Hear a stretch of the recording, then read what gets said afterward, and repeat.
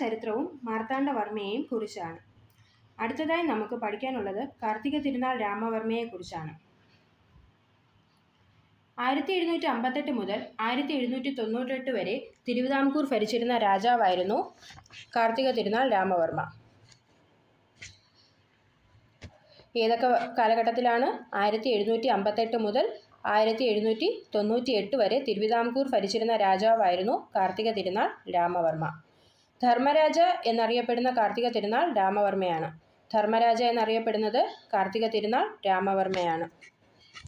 കാർത്തിക തിരുനാൾ രാമവർമ്മ അറിയപ്പെടുന്നത് ധർമ്മരാജ എന്നാണ്. ആധുനിക തിരുവിതാംകൂറിൻ്റെ സ്ഥാപകനായി അറിയപ്പെട്ടിരുന്ന അനിഴം തിരുനാൾ വീരമാർത്താണ്ഡവർമ്മയുടെ പിന്തുടർച്ച അവകാശിയായാണ് കാർത്തിക തിരുനാൾ ഭരണമേറ്റെടുത്തത്. കിളിമാനൂർ രവിവർമ്മ കോയി തമ്പുരാൻ്റെയും മാർത്താണ്ഡവർമ്മയുടെ സഹോദരിയായ ആറ്റിങ്ങൽ റാണിയുടെയും മകനായി 1724 കാർത്തിക തിരുനാൾ രാമവർമ്മ ജനിച്ചു.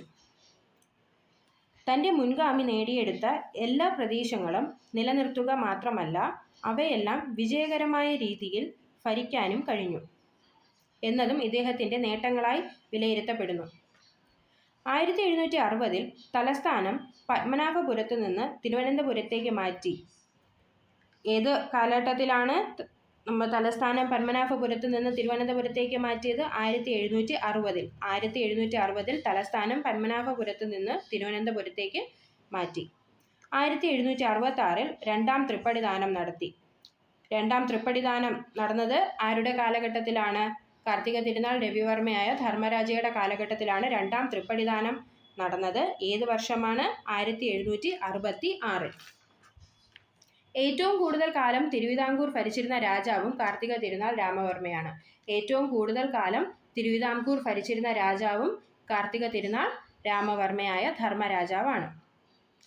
കൂടുതൽ ആട്ടക്കഥകൾ രചിച്ചു. ആട്ടക്കഥകൾ രചിച്ച വ്യക്തിയാരാണ്? ധർമ്മരാജ. ആട്ടക്കഥകൾ രചിച്ച വ്യക്തിയാരാണ്? കാർത്തിക തിരുനാൾ രാജാവാണ്. കൊച്ചിയും തിരുവിതാംകൂറുമായി നടന്ന ശുചീന്ദ്ര ഉടമ്പടി സമയത്തെ തിരുവിതാംകൂർ രാജാവായിരുന്നു കാർത്തിക തിരുനാൾ രാമവർമ്മ. കൊച്ചിയും തിരുവിതാംകൂറുമായി നടന്ന ഉടമ്പടി ഏതാണ്? ശുചീന്ദ്ര ഉടമ്പടി. കൊച്ചിയും തിരുവിതാംകൂറുമായി നടന്ന ശുചീന്ദ്ര ഉടമ്പടി സമയത്ത് തിരുവിതാംകൂർ രാജാവ് ആരായിരുന്നു? കാർത്തിക തിരുനാൾ രാമവർമ്മ. ടിപ്പുവിൻ്റെ ആക്രമണകാലത്ത് മലബാറിലെ ഹിന്ദുക്കൾക്ക് തിരുവിതാംകൂറിൽ ഇദ്ദേഹം അഭയം നൽകി. ആരുടെ ആക്രമണകാലത്താണ് മലബാറിലെ ഹിന്ദുക്കൾക്ക് അഭയം നൽകിയത്? തിരുവിതാംകൂറിൽ ടിപ്പുവിൻ്റെ ആക്രമണകാലത്താണ് മലബാറിലെ ഹിന്ദുക്കൾക്ക് തിരുവിതാംകൂറിൽ ഇദ്ദേഹം അഭയം നൽകിയത്. 1789 നെടുങ്കോട്ട യുദ്ധത്തിൽ ടിപ്പുവിൻ്റെ സൈന്യത്തെ തിരുവിതാംകൂർ സൈന്യം പരാജയപ്പെടുത്തിയത് ഇദ്ദേഹത്തിൻ്റെ ഭരണകാലത്താണ്. ആരൊക്കെ തമ്മിലായിരുന്നു നെടുങ്കോട്ട യുദ്ധം? ആരൊക്കെ തമ്മിലായിരുന്നു? ടിപ്പുവിൻ്റെ സൈന്യവും തിരുവിതാംകൂർ സൈന്യവുമായിരുന്നു. അതിൽ ടിപ്പുവിൻ്റെ സൈന്യത്തെ ആരാണ് പരാജയപ്പെടുത്തിയത്? തിരുവിതാംകൂർ സൈന്യം ടിപ്പുവിൻ്റെ സൈന്യത്തെ പരാജയപ്പെടുത്തുകയാണ് ഉണ്ടായത്. ഏത് യുദ്ധത്തിലാണ്? നെടുങ്കോട്ട യുദ്ധത്തിലാണ്. നെടുങ്കോട്ട യുദ്ധത്തിലാണ് ടിപ്പുവിൻ്റെ സൈന്യത്തെ തിരുവിതാംകൂർ സൈന്യം പരാജയപ്പെടുത്തിയത്. ഏത് വർഷമാണ്? 1789. 1789 നെടുങ്കോട്ട യുദ്ധം ടിപ്പുവിൻ്റെ സൈന്യത്തെ തിരുവിതാംകൂർ സൈന്യം പരാജയപ്പെടുത്തി. 1798 ഇദ്ദേഹം അന്തരിച്ചു. 1798 ഇദ്ദേഹം അന്തരിച്ചു. നമുക്കൊന്നുകൂടെ ഡീറ്റെയിൽ ആയിട്ട് നോക്കാം. മാർത്താണ്ഡവർമ്മയുടെ പിൻഗാമിയായാണ് കാർത്തിക തിരുനാൾ രാമവർമ്മ ഭരണമേറ്റെടുത്തത്. ആർക്ക് ശേഷമാണ് കാർത്തിക തിരുനാൾ രാമവർമ്മ ഭരണമേറ്റത്? അനിഴം തിരുനാൾ മാർത്താണ്ഡവർമ്മയുടെ കാലഘട്ടത്തിന് ശേഷമാണ് ധർമ്മരാജയായ കാർത്തിക തിരുനാൾ രാമവർമ്മ ഭരണമേറ്റെടുത്തത്. ധർമ്മരാജ, കിഴവൻ രാജ എന്നീ പേരുകളിൽ അറിയപ്പെടുന്ന രാജാവാരാണ്? കാർത്തിക തിരുനാൾ രാമവർമ്മയാണ്. കാർത്തിക തിരുനാൾ രാമവർമ്മയാണ് ധർമ്മരാജ, കിഴവൻ രാജ എന്നീ പേരുകളിൽ അറിയപ്പെടുന്നത്. ധർമ്മരാജ, കിഴവൻ രാജ. തലസ്ഥാനം പത്മനാഭപുരത്ത് നിന്ന് തിരുവനന്തപുരത്തേക്ക് മാറ്റിയ തിരുവിതാംകൂർ രാജാവായിരുന്നു കാർത്തിക തിരുനാൾ രാമവർമ്മ. തലസ്ഥാനം എവിടെയാക്കിയാണ് മാറ്റിയത്? പത്മനാഭപുരത്ത് നിന്നും തിരുവനന്തപുരത്തേക്ക് മാറ്റിയ രാജാവാണ് കാർത്തിക തിരുനാൾ രാമവർമ്മ. 1790 തലസ്ഥാനം പത്മനാഭപുരത്ത് നിന്ന് തിരുവനന്തപുരത്തേക്ക് മാറ്റിയത്. രണ്ടാം തൃപ്പടിദാനം നടന്നത് ധർമ്മരാജയുടെ കാലഘട്ടത്തിലാണ്. 1766 രണ്ടാം തൃപ്പടിദാനം നടന്നത്. കാർത്തിക തിരുനാൾ രാമവർമ്മയുടെ കാലഘട്ടത്തിലാണ്. ഏറ്റവും കൂടുതൽ കാലം തിരുവിതാംകൂർ ഭരിച്ചിരുന്ന രാജാവ് ധർമ്മരാജാവാണെന്ന് നമ്മൾ പറഞ്ഞു, ധർമ്മരാജയാണെന്ന് പറഞ്ഞു. ഏറ്റവും കൂടുതൽ കാലം തിരുവിതാംകൂർ ഭരിച്ചിരുന്ന രാജാവ് ധർമ്മരാജയായ കാർത്തിക തിരുനാൾ രാമവർമ്മയാണ്. ആട്ടക്കഥകൾ രചിച്ച തിരുവിതാംകൂർ രാജാവാണ് ധർമ്മരാജ എന്ന് നമ്മൾ പറഞ്ഞു. രാജസൂയം ആട്ടക്കഥ രചിച്ച തിരുവിതാംകൂർ രാജാവ് കാർത്തിക തിരുനാൾ രാമവർമ്മയാണ്. രാജസൂയം ആട്ടക്കഥ രചിച്ച തിരുവിതാംകൂർ രാജാവും കാർത്തിക തിരുനാൾ രാമവർമ്മയാണ്. ധർമ്മരാജയുടെ പ്രധാന ആട്ടക്കഥകൾ ഏതൊക്കെയാണ്? ധർമ്മരാജയുടെ പ്രധാന ആട്ടക്കഥകൾ സുഭദ്രാഹരണം, രാജസൂയം, കല്യാണ സൗഗന്ധികം, പാഞ്ചാലി സ്വയംവരം, നരകാസുരവധം, ഗന്ധർവ വിജയം. ഏതൊക്കെയാണ്? സുഭദ്രാഹരണം, രാജസൂയം, കല്യാണ സൗഗന്ധികം, പാഞ്ചാലി സ്വയംവരം, നരകാസുരവധം, ഗന്ധർവ വിജയം. ഇതൊക്കെയാണ് ധർമ്മരാജയുടെ പ്രധാന ആട്ടക്കഥകൾ. സുഭദ്രാഹരണം, രാജസൂയം, കല്യാണ സൗഗന്ധികം, പാഞ്ചാലി സ്വയംവരം, നരകാസുരവധം, ഗന്ധർവ വിജയം. ഭരതമുനിയുടെ നാട്യശാസ്ത്രത്തെ അധികാരമാക്കി ബാലരാമഭാരതം എന്ന കൃതി രചിച്ചതും ധർമ്മരാജയാണ്. ധർമ്മരാജ രചിച്ച കൃതി ഏതാണ്? ബാലരാമഭാരതം. ബാലരാമഭാരതം. ധർമ്മരാജയുടെ സമകാലികനായിരുന്ന പ്രശസ്ത കവി ആരായിരുന്നു? ഉണ്ണായി വാര്യർ. ഉണ്ണായി വാര്യരാണ് ധർമ്മരാജയുടെ പ്രശസ്തനായ കവി. പ്രശസ്ത കവി ആരാണ്? ഉണ്ണായി വാര്യർ. പ്രശസ്ത കവിയായ ഉണ്ണായി വാര്യരായിരുന്നു ധർമ്മരാജയുടെ സമകാലികൻ.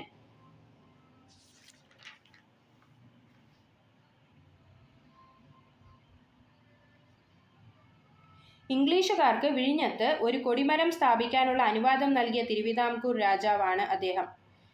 എവിടെയാണ് കൊടിമരം സ്ഥാപിക്കാനുള്ള അനുവാദം നൽകിയത്? വിഴിഞ്ഞത്ത്. ഇംഗ്ലീഷുകാർക്ക് കൊടിമരം സ്ഥാപിക്കാനുള്ള അനുവാദം നൽകിയ രാജാവ് ആരാണ്? ധർമ്മരാജയാണ്. എവിടെയാണ് സ്ഥാപിക്കാൻ അനുവാദം നൽകിയത്? വിഴിഞ്ഞത്ത്. ബ്രിട്ടീഷുകാരുടെ ആഭിമുഖ്യത്തിൽ കർണാട്ടിക് നവാബുമായി 1765 സന്ധിയുണ്ടാക്കിയ ഭരണാധികാരി കാർത്തിക തിരുനാൾ രാമവർമ്മയാണ്. ആരുമായാണ്? കർണാട്ടിക് നവാബുമായി 1765 സന്ധിയുണ്ടാക്കിയ ഭരണാധികാരി ധർമ്മരാജയാണ്. ഹൈദരലിയുടെയും ടിപ്പുവിൻ്റെയും മലബാർ ആക്രമണ സമയത്തെ തിരുവിതാംകൂർ രാജാവ്. ആരൊക്കെ തമ്മിലായിരുന്നു മലബാർ ആക്രമണം നടന്നത്? ഹൈദരലിയും ടിപ്പുവും തമ്മിലായിരുന്നു. ഹൈദരലിയും ടിപ്പുവും തമ്മിലായിരുന്നു മലബാർ ആക്രമണം നടന്നത്. ആ സമയത്ത് രാജാവ് ധർമ്മരാജയാണ് തിരുവിതാംകൂർ രാജാവ്. മലബാർ ആക്രമണ സമയത്ത് ആരൊക്കെ തമ്മിലായിരുന്നു? ഹൈദരലിയും ടിപ്പുവും തമ്മിൽ. മൈസൂർ പടയുടെ ആക്രമണം തടയുവാനായി മധ്യ കേരളത്തിൽ, അതായത് തൃശ്ശൂരിൽ നെടുംകോട്ട പണിയെഴുപ്പിച്ച രാജാവും ധർമ്മരാജയാണ്. എവിടെയാണ് പണിയെഴുപ്പിച്ചത്? തൃശ്ശൂരിലാണ് നെടുംകോട്ട പണിയെഴുപ്പിച്ചത്. നെടുംകോട്ട പണിയെഴുപ്പിച്ചത് തൃശ്ശൂരാണ്. ആരുടെ കാലഘട്ടത്തിലാണ് നെടുംകോട്ട പണിയെഴുപ്പിച്ചത്? ധർമ്മരാജയുടെ കാലഘട്ടത്തിലാണ്. 1775 പണിയെഴുപ്പിച്ചത്. 1775 പണി കഴിപ്പിച്ചത്. ആരുടെ ആക്രമണം തടയാനാണ് മധ്യ കേരളത്തിൽ, അതായത് തൃശ്ശൂരിൽ നെടുംകോട്ട പണി കഴിപ്പിച്ചത്? മൈസൂർ പടയുടെ ആക്രമണം തടയുവാനായാണ് മധ്യ കേരളത്തിൽ നെടുംകോട്ട പണി കഴിപ്പിച്ചത്. ടിപ്പു സുൽത്താൻ നെടുങ്കോട്ട ആക്രമിച്ച വർഷം ഏതാണ്? 1783. 1783 ടിപ്പു സുൽത്താൻ നെടുങ്കോട്ട ആക്രമിച്ചത്.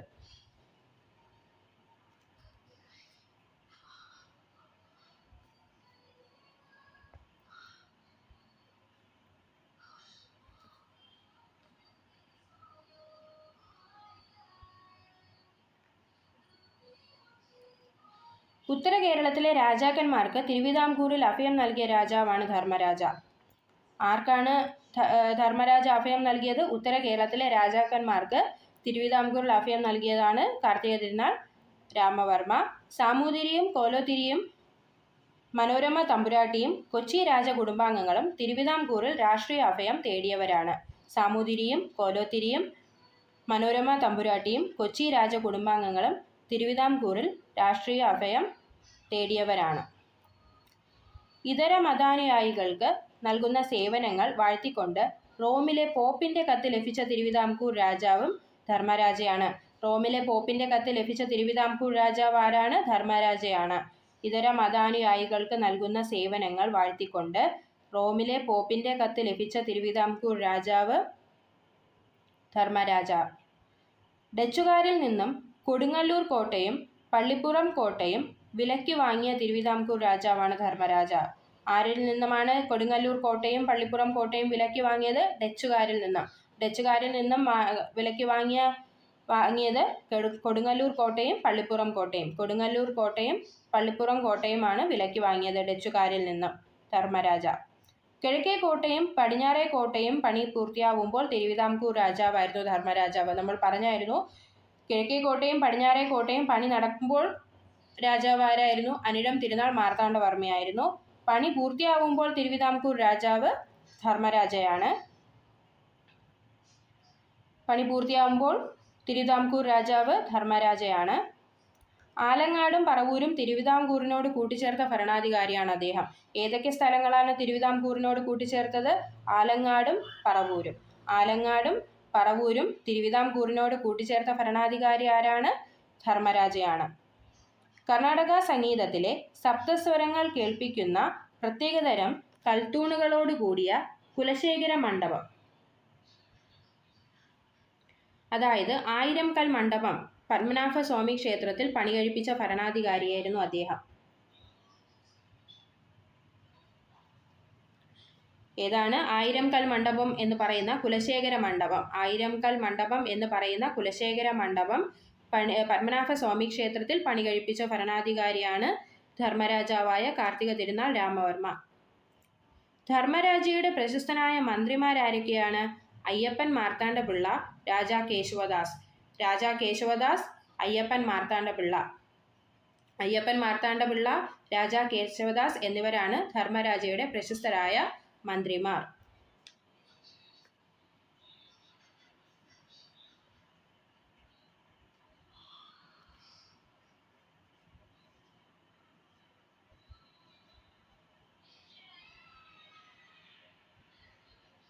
അയ്യപ്പൻ മാർത്താണ്ഡപിള്ള. അയ്യപ്പൻ മാർത്താണ്ഡപിള്ള ആരാണ്? വർക്കല നഗരത്തിൻ്റെ ശില്പിയാണ് അയ്യപ്പൻ മാർത്താണ്ഡപിള്ള. ഏത് നഗരത്തിൻ്റെ ശില്പിയാണ് അയ്യപ്പൻ മാർത്താണ്ഡപിള്ള? വർക്കല നഗരത്തിൻ്റെ ശില്പിയാണ് അയ്യപ്പൻ മാർത്താണ്ഡപിള്ള. ധർമ്മരാജയുടെ ആദ്യ ദളവയാരായിരുന്നു? അയ്യപ്പൻ മാർത്താണ്ഡപിള്ള. അയ്യപ്പൻ മാർത്താണ്ഡപിള്ളയായിരുന്നു ധർമ്മരാജയായ കാർത്തിക തിരുനാൾ രാമവർമ്മയുടെ ആദ്യ ദളവ. ധർമ്മരാജയായ കാർത്തിക തിരുനാൾ രാമവർമ്മയുടെ ആദ്യ ദളവയാരായിരുന്നു? അയ്യപ്പൻ മാർത്താണ്ഡപിള്ള. തിരുവിതാംകൂറിനെ തെക്കേ മുഖം, വടക്കേ മുഖം, പടിഞ്ഞാറേ മുഖം എന്നിങ്ങനെ 3 റവന്യൂ മേഖലകളായി തിരിച്ച തിരുവിതാംകൂർ ദളവയായിരുന്നു അയ്യപ്പൻ മാർത്താണ്ഡപിള്ള. ഏതൊക്കെ റവന്യൂ മേഖലകളായാണ് തിരിച്ചത്? തെക്കേ മുഖം, വടക്കേ മുഖം, പടിഞ്ഞാറേ മുഖം എന്നിങ്ങനെ 3 റവന്യൂ മേഖലകളായി തിരുവിതാംകൂറിനെ തിരിച്ച ദളവ ആരായിരുന്നു? അയ്യപ്പൻ മാർത്താണ്ഡപിള്ള. അയ്യപ്പൻ മാർത്താണ്ഡപിള്ളയാണ് തിരുവിതാംകൂറിന് തെക്കേ മുഖം, വടക്കേ മുഖം, പടിഞ്ഞാറേ മുഖം എന്നിങ്ങനെ 3 റവന്യൂ മേഖലകളായി തിരിച്ചത്. കൊച്ചിയിലെ ദിവാനായ പാലിയത്ത് കോമി അച്ഛനുമായി ചേർന്ന് 1762 ശുചീന്ദ്രം ഉടമ്പടിയിൽ ഒപ്പുവച്ച ദിവാനും അയ്യപ്പൻ മാർത്താണ്ഡപിള്ളയാണ്. നമ്മൾ പറഞ്ഞു ശുചീന്ദ്രം ഉടമ്പടി 1762 ശുചീന്ദ്രം ഉടമ്പടിയിൽ ഒപ്പുവെച്ചത് ആരൊക്കെ തമ്മിലായിരുന്നു? കൊച്ചിയിലെ ദിവാനായ പാലിയത്ത് കോമി അച്ഛനുമായി അയ്യപ്പൻ മാർത്താണ്ഡപിള്ളയും ചേർന്നാണ് ഒപ്പുവെച്ചത്. കൊച്ചിയിലെ ദിവാനായ പാലിയത്ത് കോമി അച്ഛനും അയ്യപ്പൻ മാർത്താണ്ഡപിള്ളയും തമ്മിലായിരുന്നു.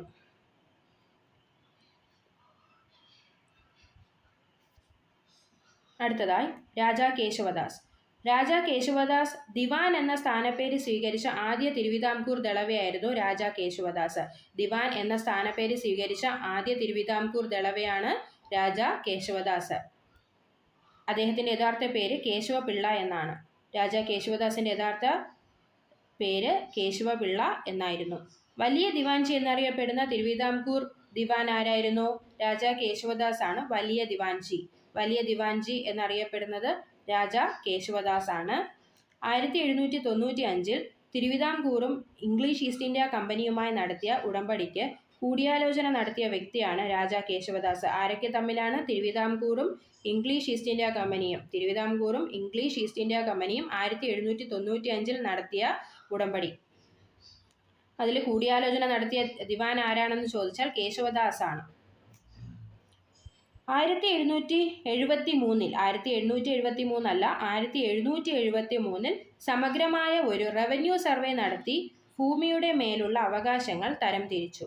1773 സമഗ്രമായ ഒരു റവന്യൂ സർവേ നടത്തി ഭൂമിയുടെ മേലുള്ള അവകാശങ്ങൾ തരംതിരിച്ചു.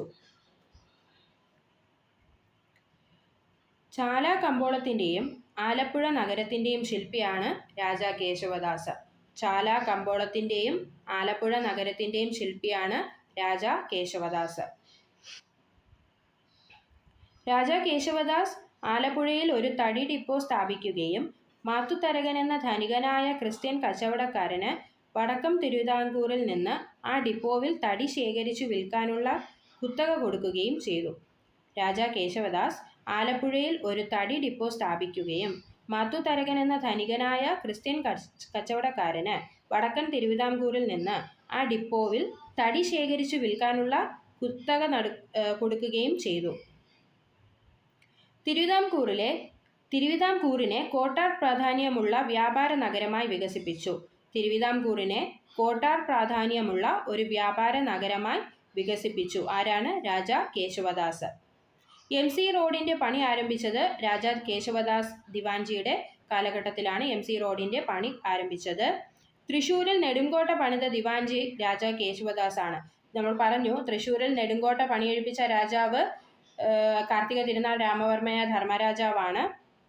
തൃശ്ശൂരിൽ നെടുങ്കോട്ട പണിത ദിവാൻജി ആരാണ്? രാജാ കേശവദാസ് ആണ്. തൃശ്ശൂരിൽ നെടുങ്കോട്ട പണിത ദിവാൻജി. കേശവദാസിന് രാജ എന്ന പദവി നൽകിയത് ആരാണ്? മോണിങ്ടൺ പ്രഭു. ആരാണ് കേശവദാസിന് രാജ എന്ന പദവി നൽകിയത്? മോണിങ്ടൺ പ്രഭു, ലോർഡ് മോണിങ്ടൺ പ്രഭു ആണ് കേശവദാസിന് രാജ എന്ന പദവി നൽകിയത്. ആർക്കാണ് രാജ എന്ന പദവി മോണിങ്ടൺ പ്രഭു നൽകിയത്? തിരുവിതാംകൂർ ദിവാൻ ആയിരുന്ന രാജാ കേശവദാസിന്. അദ്ദേഹത്തിൻ്റെ യഥാർത്ഥ പേര് കേശവപിള്ള എന്നായിരുന്നു. വലിയ ദിവാൻജിയാണ് അദ്ദേഹം. ദിവാൻ എന്ന സ്ഥാനപ്പേര് സ്വീകരിച്ച വ്യക്തിയായിരുന്നു അദ്ദേഹം. തിരുവിതാംകൂറും ഇംഗ്ലീഷ് ഈസ്റ്റ് ഇന്ത്യ കമ്പനിയുമായി നടന്ന ഉടമ്പടിക്ക് കൂടിയാലോചന നടത്തിയ വ്യക്തിയാണ് അദ്ദേഹം. റവന്യൂ സർവേ നടത്തി ഭൂമിയുടെ മേലുള്ള അവകാശങ്ങൾ തരംതിരിച്ചത് അദ്ദേഹത്തിൻ്റെ കാലഘട്ടത്തിലാണ്. ചാല കമ്പോളത്തിൻ്റെയും ആലപ്പുഴ നഗരത്തിൻ്റെയും ശില്പിയാണ് അദ്ദേഹം. MC റോഡിൻ്റെ പണി ആരംഭിച്ചത് അദ്ദേഹത്തിൻ്റെ കാലഘട്ടത്തിലാണ്. തൃശ്ശൂരിൽ നെടുങ്കോട്ട പണിത ദിവാൻ കേശവദാസ് ആണ്. കേശവദാസിന് രാജ എന്ന പദവി നൽകിയത് ലോർഡ് മോണിങ്ടൺ പ്രഭു ആണ്.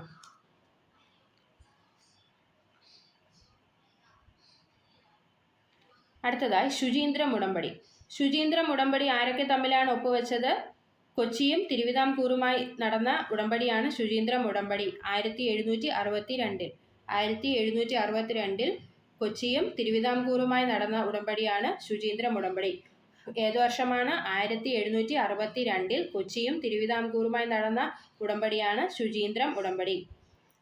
ശുചീന്ദ്രം ഉടമ്പടി നടക്കുന്ന സമയത്ത് തിരുവിതാംകൂർ രാജാവാണ് ധർമ്മരാജയായ കാർത്തിക തിരുനാൾ രാമവർമ്മ. ശുചീന്ദ്രം ഉടമ്പടി നടന്ന സമയത്ത് തിരുവിതാംകൂർ രാജാവ് ധർമ്മരാജയാണ്. 1762 കൊച്ചിയിലെ കേരളവർമ്മ രാജാവ് തിരുവനന്തപുരം സന്ദർശിക്കുകയും ശുചീന്ദ്രം ക്ഷേത്രത്തിൽ വച്ച് അയ്യപ്പൻ മാർത്താണ്ഡ പിള്ളയുടെയും പാലിയത്ത് കോമി അച്ഛൻ്റെയും സാന്നിധ്യത്തിൽ സന്ധി അംഗീകരിക്കുകയുണ്ടായിരുന്നു. ഏത് വർഷമാണ്? 1762 കൊച്ചിയിലെ കേരളവർമ്മ ആരാണ്? കൊച്ചിയിലെ രാജാവ് ആരാണ്? കേരളവർമ്മയാണ്. കൊച്ചിയിലെ രാജാവായ കേരളവർമ്മ എവിടെ വരികയാണ് ഉണ്ടായത്? തിരുവനന്തപുരം സന്ദർശിക്കുകയും എവിടെ വെച്ചാണ്? ശുചീന്ദ്രം ക്ഷേത്രത്തിൽ വച്ച്. ആരൊക്കെ തമ്മിൽ? അയ്യപ്പൻ മാർത്താണ്ഡ പിള്ളയും പാലിയത്ത് കോമിയച്ഛനും. അയ്യപ്പൻ മാർത്താണ്ഡ പിള്ളയുടെയും പാലിയത്ത് കോമിയച്ഛൻ്റെയും സാന്നിധ്യത്തിലായിരുന്നു സന്ധി അംഗീകരിക്കുകയുണ്ടായത്. ഈ സന്ധിയെ തുടർന്ന് അയ്യപ്പൻ മാർത്താണ്ഡ പിള്ളയുടെയും നമുക്കറിയാം വലിയ കപ്പിത്താൻ, തിരുവിതാംകൂറിലെ വലിയ കപ്പിത്താനായ ഡിലനോയിയുടെയും നേതൃത്വത്തിൽ തിരുവിതാംകൂർ സൈന്യം സാമൂതിരിക്കെതിരായി യുദ്ധം ചെയ്തു. ഈ സന്ധിയെ തുടർന്ന് അയ്യപ്പൻ മാർത്താണ്ഡ പിള്ളയുടെയും ഡിലനോയിയുടെയും നേതൃത്വത്തിൽ തിരുവിതാംകൂർ സൈന്യം സാമൂതിരിക്കെതിരായി യുദ്ധം ചെയ്തു.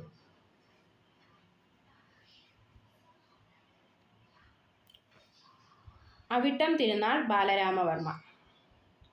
കാലഘട്ടം 1798 മുതൽ 1810. 1798 മുതൽ 1810. ഏറ്റവും ദുർബലനായ രാജാവായിരുന്നു അവിട്ടം തിരുനാൾ ബാലരാമവർമ്മ. ഏറ്റവും ദുർബലനായ രാജാവായിട്ടാണ് അവിട്ടം തിരുനാൾ ബാലരാമവർമ്മ അറിയപ്പെട്ടിരുന്നത്. ഇക്കാലത്ത് ഭരണം നടത്തിയിരുന്നത് ആരൊക്കെയാണ്? ജയന്തൻ ശങ്കരൻ നമ്പൂതിരി, ശങ്കരനാരായണൻ ചെട്ടി, മാത്തുതരകൻ. ജയന്തൻ ശങ്കരൻ നമ്പൂതിരി, ശങ്കരനാരായണൻ ചെട്ടി, മാത്തുതരകൻ എന്നിവരാണ് അവിട്ടം തിരുനാൾ ബാലരാമവർമ്മയുടെ കാലഘട്ടത്ത് ഭരണം നടത്തിയിരുന്നത്. ഇവർ ജനങ്ങളിൽ നിന്നും നിയമവിരുദ്ധമായി ധനശേഖരണം നടത്തിയിരുന്നു. ഇതിനെതിരെ വേലുത്തമ്പി പ്രക്ഷോഭം നടത്തുകയും ആ പ്രക്ഷോഭം വിജയിക്കുകയും ചെയ്തു. ഈ നിയമവിരുദ്ധമായ ധനശേഖരണത്തിനെതിരെ നിന്നത് ആരാണ്? വേലുത്തമ്പി ദളവയായിരുന്നു. അവിട്ടം തിരുനാൾ ബാലരാമവർമ്മയുടെ കാലഘട്ടത്തെ ദളവയായിരുന്ന വേലുത്തമ്പി ദളവയായിരുന്നു ഇതിനെതിരെ പ്രക്ഷോഭം നടത്തിയത്. ആ പ്രക്ഷോഭത്തിൽ വേലുത്തമ്പി ദളവ വിജയിക്കുകയും ചെയ്തു. തുടർന്ന് 1800 ബ്രിട്ടീഷ് റെസിഡന്റായ മെക്കാളയുടെ സമ്മതത്തോടെ വേലുത്തമ്പി തിരുവിതാംകൂർ ദിവാനായി. ആരാണ് തിരുവിതാംകൂർ ദിവാനായത്? വേലുത്തമ്പി തിരുവിതാംകൂർ ദിവാനായ വേലുത്തമ്പി ദളവയാണ് ദളവയാണ് തിരുവിതാംകൂറിലെ ദിവാനായി അറിയപ്പെട്ടിരുന്നത്. ബ്രിട്ടീഷ് റെസിഡന്റായ മെക്കാളയുടെ സമ്മതത്തോടെയാണ് വേലുത്തമ്പി തിരുവിതാംകൂറിന്റെ ദിവാനായത്. തിരുവിതാംകൂർ പൂർണ്ണമായും ബ്രിട്ടീഷുകാരുടെ അധീനതയിലായ സമയത്തെ തിരുവിതാംകൂർ രാജാവാണ് അവിട്ടം തിരുനാൾ ബാലരാമവർമ്മ. അവിട്ടം തിരുനാൾ ബാലരാമവർമ്മയുടെ കാലഘട്ടത്തിലാണ് ബ്രിട്ടീഷുകാരുടെ അധീനതയിൽ പൂർണ്ണമായും തിരുവിതാംകൂർ ആയത്. തിരുവിതാംകൂർ പൂർണ്ണമായും ബ്രിട്ടീഷുകാരുടെ അധീനതയിലായത് അവിട്ടം തിരുനാൾ ബാലരാമവർമ്മയുടെ കാലഘട്ടത്തിലാണ്. തിരുവിതാംകൂർ പൂർണ്ണമായും ബ്രിട്ടീഷുകാരുടെ അധീനതയിലായത് അവിട്ടം തിരുനാൾ ബാലരാമവർമ്മയുടെ കാലഘട്ടത്തിലാണ്. മെക്കാളെ പ്രഭു തിരുവിതാംകൂർ റെസിഡന്റായി അധികാരമേറ്റ സമയത്ത് അവിട്ടം തിരുനാൾ ബാലരാമവർമ്മയാണ് ഭരിച്ചിരുന്നത്. അവിട്ടം തിരുനാൾ ബാലരാമവർമ്മയുടെ കാലഘട്ടത്തിലാണ് തിരുവിതാംകൂർ റെസിഡന്റായി അധികാരമേറ്റത് ആരാണ്? മെക്കാളെ പ്രഭു. മെക്കാളെ പ്രഭു ആണ് തിരുവിതാംകൂർ റെസിഡന്റായി അധികാരമേറ്റത് അവിട്ടം തിരുനാൾ ബാലരാമവർമ്മയുടെ കാലഘട്ടത്തിൽ.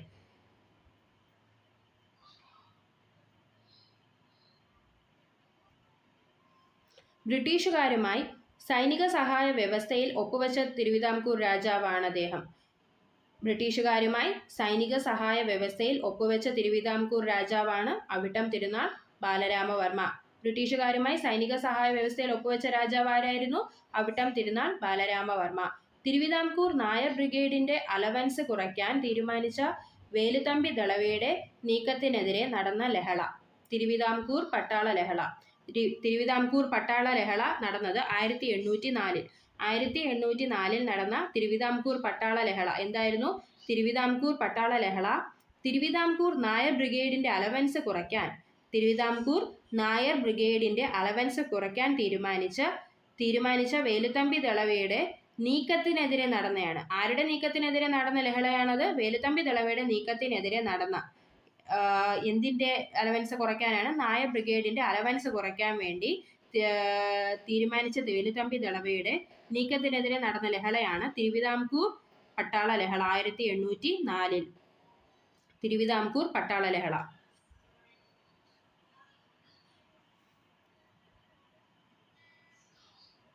വേലുത്തമ്പി ദളവ 1765. വേലുത്തമ്പി ദളവ 1765. വേലുത്തമ്പി ദളവ ജനിച്ചത് 1765 കന്യാകുമാരിയിലെ കൽക്കുളത്ത് വെച്ചാണ്. വേലുത്തമ്പി ജനിച്ചത് കന്യാകുമാരിയിലെ കൽക്കുളത്ത് വെച്ച്. വേലുത്തമ്പി ദളവയുടെ തറവാടിന്റെ പേര് തലക്കുളത്ത് വീട്.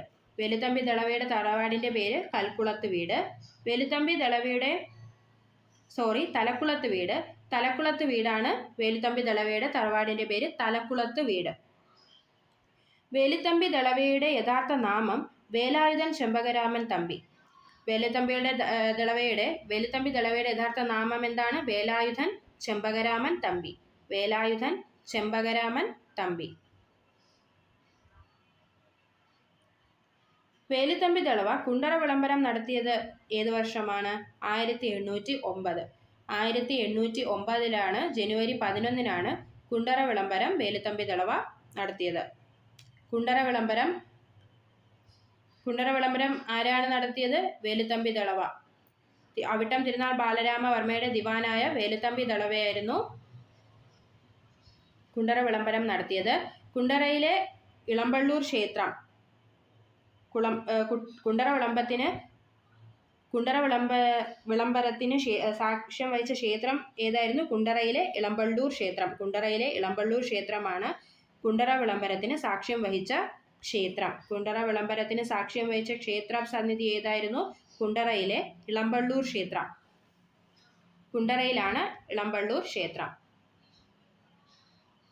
പത്തനംതിട്ടയിലെ മണ്ണടി ക്ഷേത്രത്തിൽ വച്ച് വേലുത്തമ്പി ദളവ ആത്മത്യാഗം ചെയ്ത വർഷം 1809. 1809 വേലുത്തമ്പി ദളവ ആത്മത്യാഗം ചെയ്തത്. 1809 എവിടെ വെച്ചാണ്? മണ്ണടി ക്ഷേത്രം. മണ്ണടി ക്ഷേത്രം പത്തനംതിട്ടയിലാണ്. മണ്ണടി ക്ഷേത്രം പത്തനംതിട്ടയിലാണ്. പത്തനംതിട്ടയിലെ മണ്ണടി ക്ഷേത്രത്തിൽ വെച്ചാണ് വേലുത്തമ്പി ദളവ ആത്മത്യാഗം ചെയ്തത്. വേലുത്തമ്പി ദളവയുടെ മൃതശരീരം ബ്രിട്ടീഷുകാർ കണ്ണമ്മൂലയിൽ പ്രദർശിപ്പിച്ചു. എവിടെയാണ് ബ്രിട്ടീഷുകാർ വേലുത്തമ്പി ദളവയുടെ മൃതശരീരം പ്രദർശിപ്പിച്ചത്? കണ്ണമ്മൂലയിൽ. കണ്ണമ്മൂലയിലാണ് വേലുത്തമ്പി ദളവയുടെ മൃതശരീരം ബ്രിട്ടീഷുകാർ പ്രദർശിപ്പിച്ചത്. വേലുത്തമ്പി ദളവ മ്യൂസിയം സ്ഥിതി ചെയ്യുന്നത് മണ്ണടി, പത്തനംതിട്ട. വേലുത്തമ്പി ദളവ മ്യൂസിയം സ്ഥിതി ചെയ്യുന്നത് പത്തനംതിട്ടയിലെ മണ്ണടി എന്ന സ്ഥലത്താണ്. പത്തനംതിട്ടയിലെ മണ്ണടി എന്ന സ്ഥലത്താണ് വേലുത്തമ്പി ദളവ മ്യൂസിയം സ്ഥിതി ചെയ്യുന്നത്. ആരുടെ മ്യൂസിയമാണ് പത്തനംതിട്ടയിലെ മണ്ണടിയിൽ സ്ഥിതി ചെയ്യുന്നത്? വേലുത്തമ്പി ദളവയുടെ മ്യൂസിയമാണ്. വേലുത്തമ്പി ദളവയുടെ പ്രതിമ അനാച്ഛാദനം ചെയ്തിരുന്നത് സെക്രട്ടേറിയറ്റ് മന്ദിരത്തിൽ. സെക്രട്ടേറിയറ്റിന് മുന്നിലാണ് വേലുത്തമ്പി ദളവയുടെ പ്രതിമ അനാച്ഛാദനം ചെയ്തിരിക്കുന്നത്. വേലുത്തമ്പി ദളവയുടെ പ്രതിമ അനാച്ഛാദനം ചെയ്തിരിക്കുന്നത് എവിടെയാണ്? സെക്രട്ടേറിയറ്റിന് മുന്നിൽ. സെക്രട്ടേറിയറ്റിന് മുന്നിലാണ് വേലുത്തമ്പി ദളവയുടെ പ്രതിമ അനാച്ഛാദനം ചെയ്തിരിക്കുന്നത്. വേലുത്തമ്പി ദളവയുടെ പേരിൽ സ്ഥാപിതമായ കോളേജ് ഏതാണ്? ധനുവച്ചപുരമാണ്. വേലുത്തമ്പി ദളവയുടെ പേരിൽ സ്ഥാപിതമായ കോളേജ് സ്ഥിതി ചെയ്യുന്നത് ധനുവച്ചപുരം. വേലുത്തമ്പി ദളവയുടെ വാൾ സൂക്ഷിച്ചിരിക്കുന്നത് നേപ്പിയർ മ്യൂസിയം. വേലുത്തമ്പി ദളവയുടെ വാൾ സൂക്ഷിച്ചിരിക്കുന്നത് നേപ്പിയർ മ്യൂസിയം. തിരുവനന്തപുരത്തെ നേപ്പിയർ മ്യൂസിയത്തിലാണ് വേലുത്തമ്പിയുടെ വാൾ സൂക്ഷിച്ചിരിക്കുന്നത്.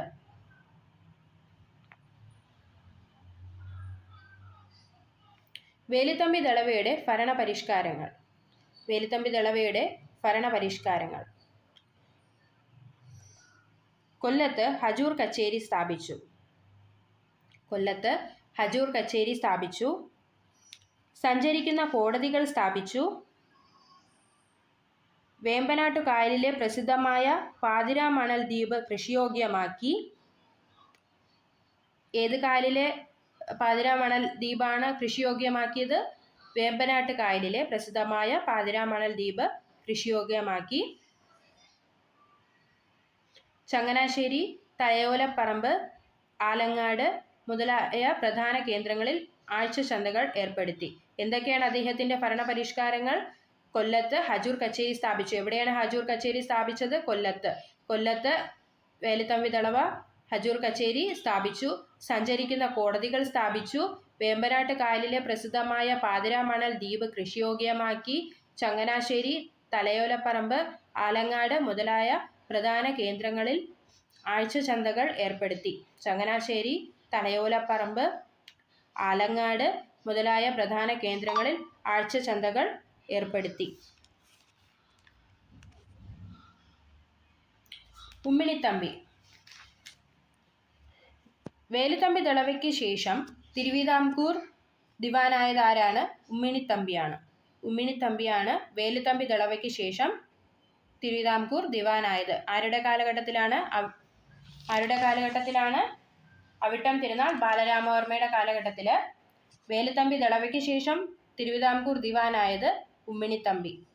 ഉമ്മിണിത്തമ്പി ഒരുതരം കാവൽ സമ്പ്രദായം ഏർപ്പെടുത്തുകയും ഓരോ ജില്ലയിലും ജയിലുകൾ സ്ഥാപിക്കുകയും ചെയ്തു.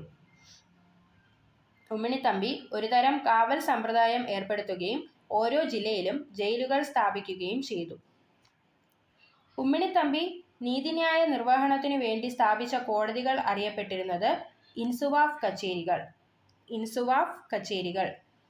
ഉമ്മിണിത്തമ്പി നീതിന്യായ നിർവഹണത്തിനു വേണ്ടി സ്ഥാപിച്ച കോടതികൾ അറിയപ്പെട്ടിരുന്നത് ഇൻസുവാഫ് കച്ചേരികൾ.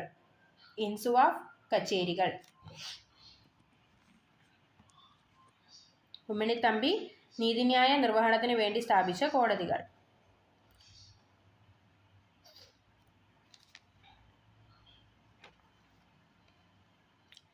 ബാലരാമപുരം പട്ടണം പണികഴിപ്പിച്ചത് അദ്ദേഹത്തിൻ്റെ കാലഘട്ടത്തിലാണ്. ബാലരാമപുരം പട്ടണം പണികഴിപ്പിച്ചത് ഉമ്മിണിത്തമ്പി ദിവാനായിരുന്ന കാലഘട്ടത്തിലാണ് ബാലരാമപുരം പട്ടണം പണികഴിപ്പിച്ചത്. ഏത് പട്ടണമാണ് ഉമ്മിണിത്തമ്പി ദിവാനായിരുന്ന കാലഘട്ടത്തിൽ പണികഴിപ്പിച്ചത്? ബാലരാമപുരം പട്ടണം. ഇൻസുവാഫ് കച്ചേരികൾ പോലുള്ള ഇത്തരത്തിലുള്ള 4 കോടതികൾ സ്ഥാപിക്കുകയും ഓരോന്നിലും ആവശ്യമുള്ള ഗുമസ്തന്മാരോടുകൂടി ഓരോ നായർ ജഡ്ജിയെ നിയമിക്കുകയും ചെയ്തു. തിരുവിതാംകൂറിലെ പ്രധാന തുറമുഖമെന്ന നിലയിൽ വിഴിഞ്ഞത്തെ വികസിപ്പിച്ചതും ഉമ്മിണിത്തമ്പി ദിവാനായിരുന്ന കാലഘട്ടത്തിലാണ്. തിരുവിതാംകൂറിലെ പ്രധാന തുറമുഖമെന്ന നിലയിൽ വിഴിഞ്ഞത്തെ വികസിപ്പിച്ചതും ഉമ്മിണിത്തമ്പി ദിവാനായിരുന്ന കാലഘട്ടത്തിലാണ്. Thank you. Please subscribe, like and share.